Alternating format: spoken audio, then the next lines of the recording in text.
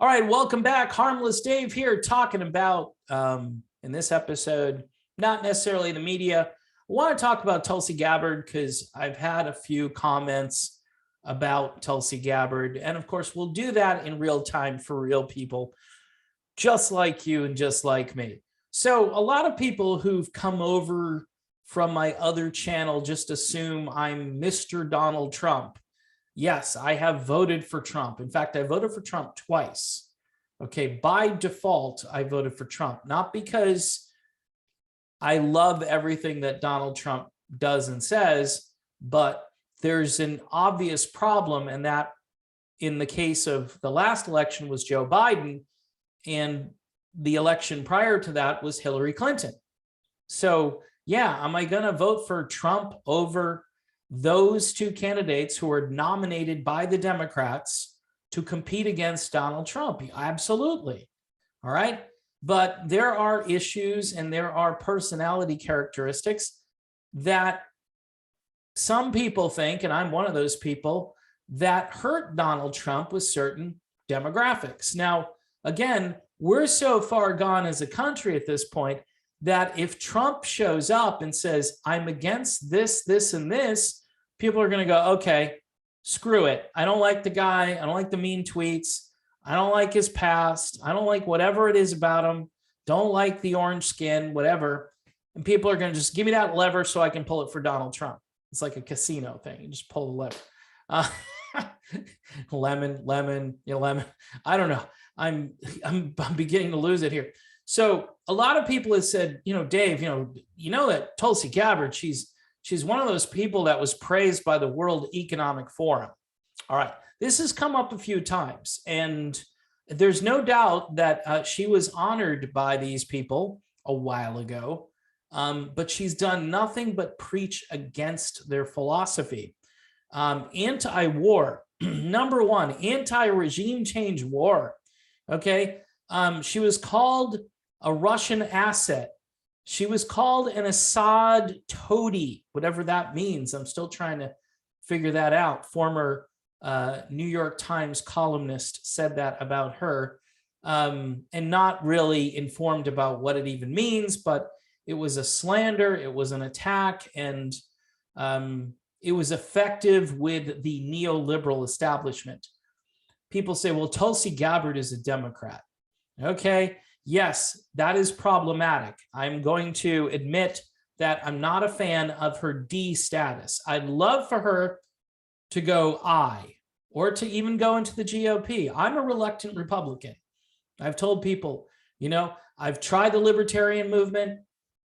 At heart, I'm more libertarian than anything else, but I see the movement as a little wacky and like herding cats. Doesn't mean there aren't good people in that movement, and I will praise those people when, it's warranted. But overall, I think you're going to move and shake if you get involved in the GOP. Now, this is all predicated, of course, on the idea that there are free and fair elections moving forward, because there might not be.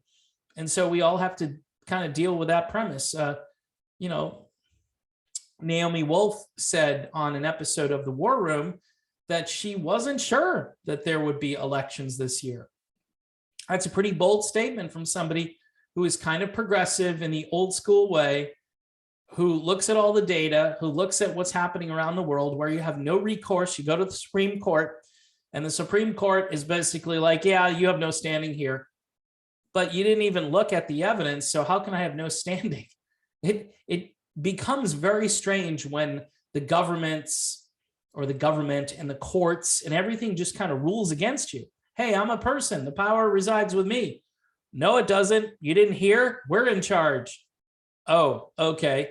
So I can't air my grievances anywhere, huh? So let me continue on with Tulsi Gabbard. So there are a lot of people here who love Tulsi Gabbard on this channel, because originally this channel was all about Tulsi Gabbard. It was a Tulsi Gabbard channel. And I've switched it around so many times that I've forgotten all the different things I've done with this channel. But bottom line is, I am still a Tulsi Gabbard fan. And there aren't too many other politicians out there that could unite the country. Now, she's going to have problems running for office again as a Democrat. Democrats don't believe what Tulsi Gabbard believes. Clearly, she was an outsider at that Democrat debate. People will go back and they'll say, well, you know, she supported Bernie Sanders. Bernie Sanders, I didn't like his politics for the most part, but Bernie Sanders was an outsider. He was a left-wing populist, right? You'll hear this from people like Steve Bannon and other political strategists who see, you know, that on the left, there are people that believe in, you know, a living wage and so forth, and they don't believe in controlling every move of your life. Unfortunately, I think the two are intertwined. And that's why after a lot of, you know, research and really just kind of thinking about the situation, I said, no, because these people, they'll lead me to the road of authoritarianism, and eventually they'll tell me how to run my life. They will run my life for me, and I don't want that. Tulsi Gabbard is not in that category. But let's get back to the whole World Economic Forum thing, okay? I get it. Those people right now, they're running and controlling the planet. I just don't, and this is just a gut feeling, I don't see Tulsi Gabbard as one of their, you know, what is it, controlled opposition. Like she's going out there and she's throwing bombs against her own party. She was raised rather conservatively. And you can go back through her family history, find out about her father, got into a lot of trouble for being more of a traditionalist. I'll just say that. And Tulsi had to explain her way out of that. And it was a little uncomfortable. I don't know. I mean, there are lots of things. She's a military service person as we speak right now. She is in our military. I think she's a major. She might be higher up now. That shows you that I'm not necessarily following her military career. She's gone on television with Tucker Carlson and with a whole bunch of people, mostly on Fox News, unfortunately. But those are the people that'll talk to her, and not everybody on the Fox News channel wants to talk to her. But she's gaining a wider audience as she stands up for freedom. I mean, she'll talk to Sean Hannity, and I can't stand, for the record, I can't stand Sean Hannity. I can't stand him. Because when Bush was launching weapons of mass, or looking for weapons of mass destruction, you know, Sean, oh yeah, they're definitely here. We got to find them. And it's like, admit, Sean, that there were no weapons and that, you know, they kept coming up with new theories about where they were. They moved them. They moved them out. They moved them to Syria, you know, and guarantee you Sean would disagree with Tulsi on Syria and Russia, because they're like the Ronald Reagan, but even worse than Reagan, there's some other kind of neoconservative enzyme that these guys all have, that they can't just see that we're an empire. I know the Greenies said this 25 years ago, and I thought they were crazy. We're an empire. We are an empire. And now we're ruled. It wasn't as bad because some of the people running the empire weren't Darth Vader. Okay. And then we had Dick Cheney, and that all changed. And then since then, we've had one after another. By the way, again, if you're a Trump fan, why do you appoint Michael? I was going to say, how about John Bolton instead of Michael Bolton? All right. See, I got the wrong channel. Why do you put him in charge of anything? Why is your vice president Mike Pence? I mean, we can go down the list of things that drove me crazy about Donald Trump. And he's got to do a 180. He can't even do a 180 on the so-called inoculations, right? He can't even do that. He finally got a grip the last rally he did, and he was like, yeah, mandates are bad. Yeah, freedom. It's like, okay, finally someone got to you. I think it was Wayne Allen Root finally got to him, said, look, cut it out, knock it off. This isn't working. And, you know, Ron DeSantis is there going like this. Now, Tulsi Gabbard in the Republican Party, a lot of people would say she's a grifter. She's coming in. She's not really a Republican. I think she's more comfortable. She would be more comfortable in the GOP. I think a Gabbard Thomas Massey ticket would be awesome, right? But nobody would vote for that. Well, Smart people would vote for it. Let me put it that way. And the other people, they're looking for a cult of personality. I'm sorry to say, I enjoy a lot of the Trump stuff. I do. I sit there and I laugh like everybody else, but I'm going, we kind of need a president who is a little bit more politically coherent in a way. Not media savvy is good, but knowing the Constitution, knowing the Bill of Rights, understanding that people are upset about mandates because it's unconstitutional, and not telling your own supporters, for instance, that, hey, you're playing into their hands by not going to Walgreens and doing what you're supposed to do. And I'm just shaking my head going, this is the guy I voted for twice? I mean, I thought he was different. I mean, and get away from Bill O'Reilly while you're at it, Trump. Just get away from, I mean, surround yourself with people that are more independent minded, like I think he is. The problem with Trump is he's only going to get so much support from certain demographics. I will say this, though, that because Biden is such a corpse and has done so much, I mean, it's literally like if there was a graph, it's like Trump when he left and then Biden. It just everything, every statistic just goes through the floor. And so that's making people go, okay, I didn't like him about this. The tweets were mean. The skin is too orange for me. I don't like the fact that he's got a trophy wife. You can go down the list of things. People are just like, can he just not be so bombastic? Can he speak in a language that I understand? Whatever it is that they don't like about Trump, right? It's starting to become like this other thing is so bad that I'll take Trump. What I like about Tulsi is she flies above, right? Reminds me of a Tal Bachman song, She's So High, not like with the drugs or anything, but she's just high above me, right? Tulsi Gabbard is that candidate because she brings groups together. She would get a ton of support from both men and women. She's tough. She's in the military. She's basically politically combat ready.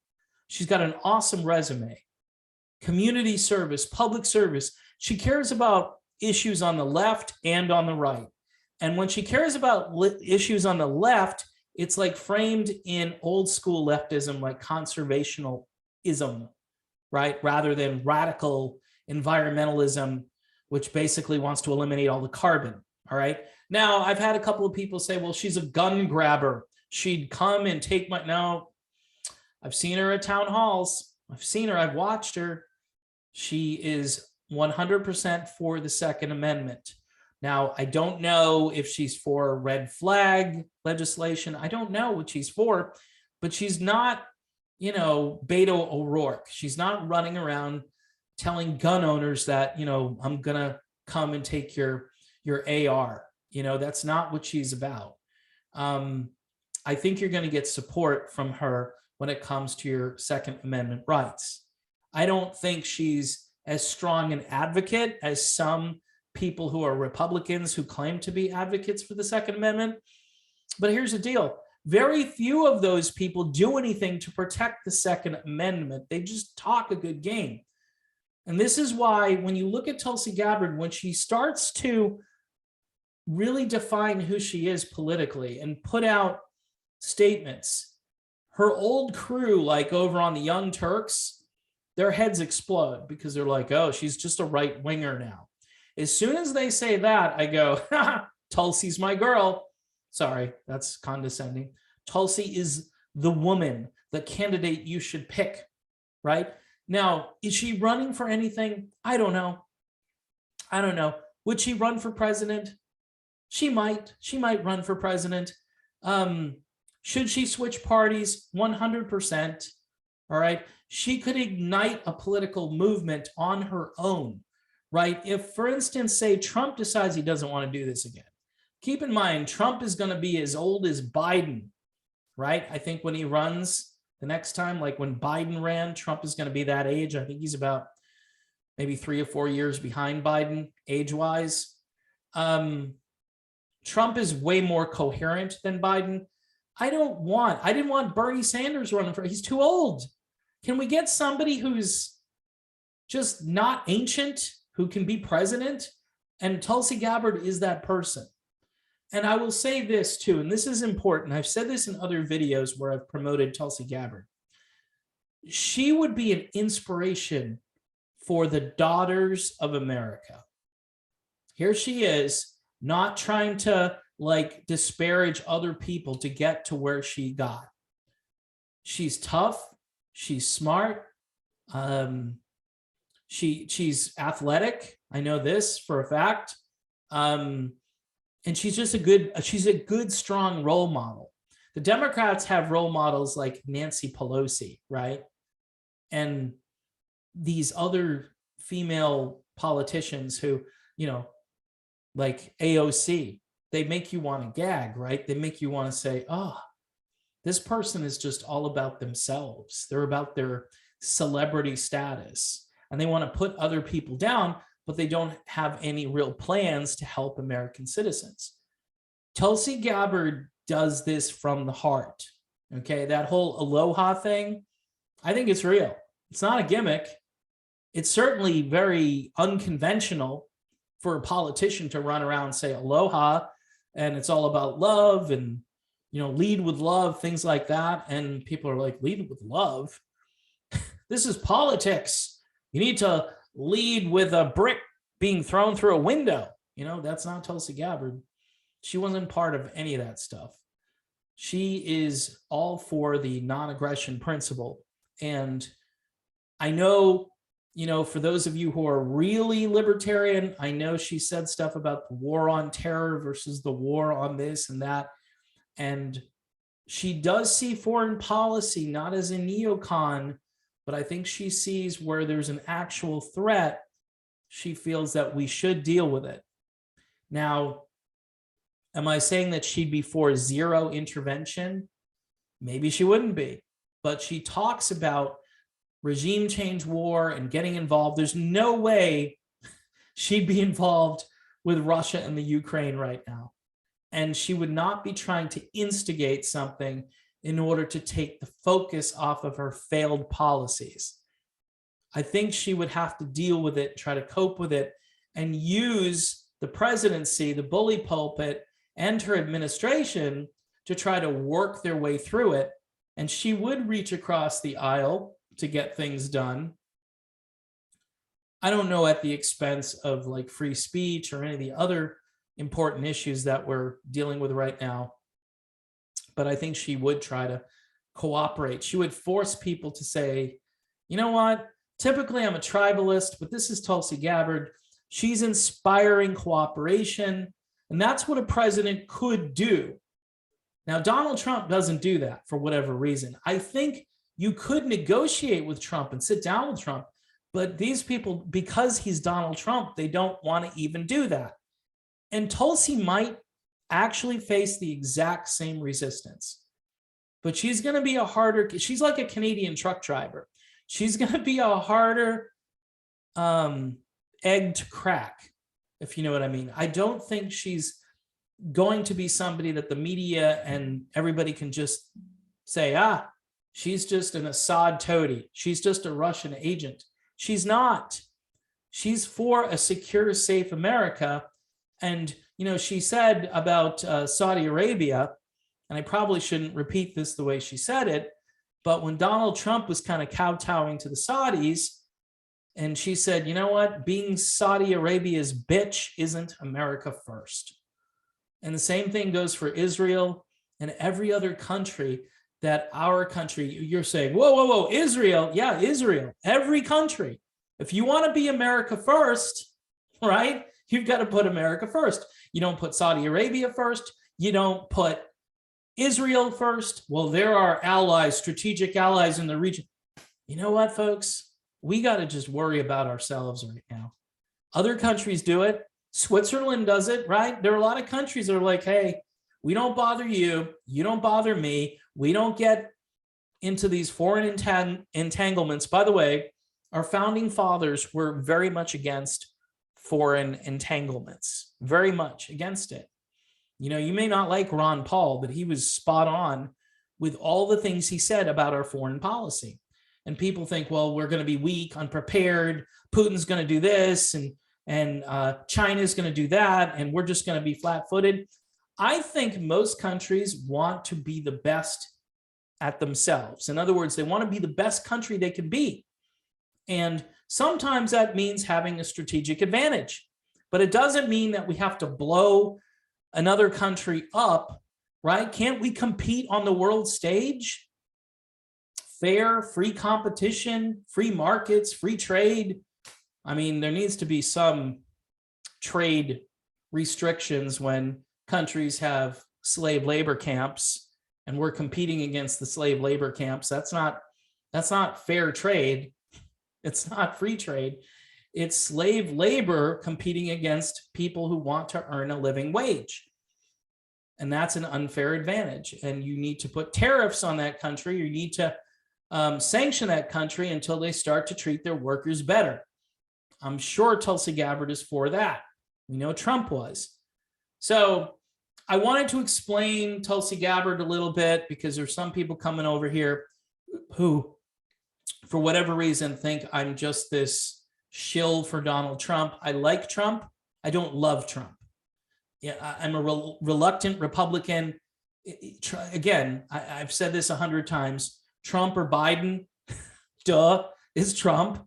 But I think at this point, politically, I think we need to start to move on, and we need to start to look to the future, and we need to look to unity, but not unity at the price of doing nothing for the country, right? We don't need a squishy moderate. What we need is somebody who's bold, who understands the big issues, and who's going to cater to those big issues. And most of those issues right now are affecting the working class. And nobody speaks against the elite ruling class better than Tulsi Gabbard. There's nobody.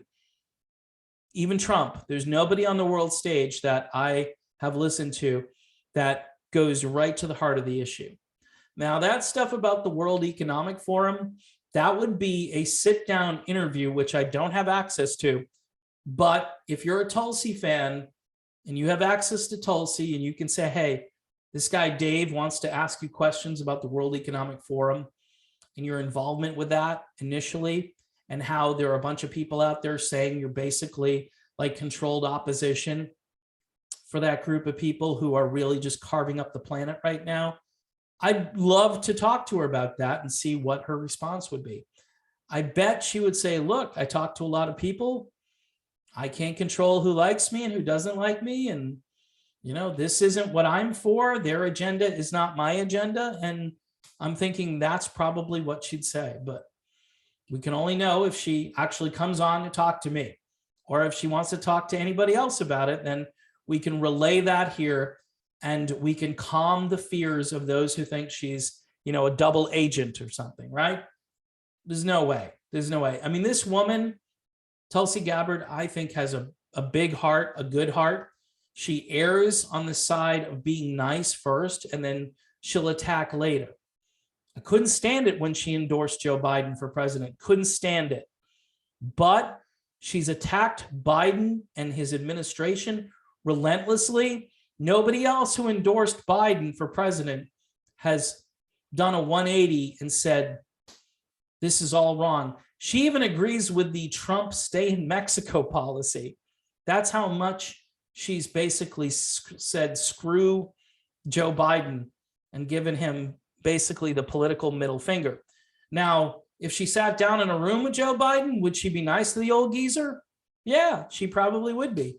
And a lot of people they don't like that. They want her to be going for the jugular all the time.